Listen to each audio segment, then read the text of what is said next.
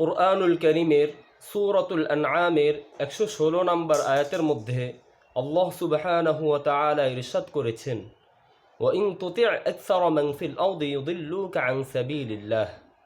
হে নবী, আপনি যদি জমিনে যারা আছে তাদের অধিকাংশের কথা শুনেন বা আনুগত্য করেন, তাহলে তারা আপনাকে আল্লাহর পথ থেকে বিচ্যুত করবে।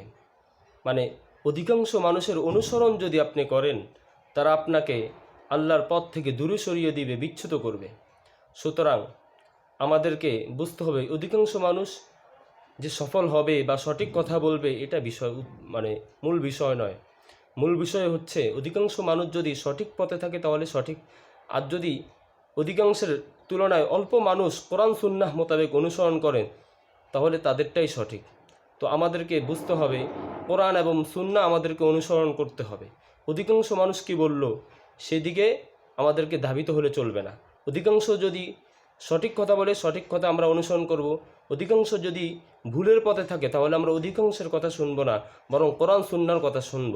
আল্লাহ সুবহানাহু ওয়া তাআলা আমাদেরকে আমল করার তৌফিক দান করুন। আমিন।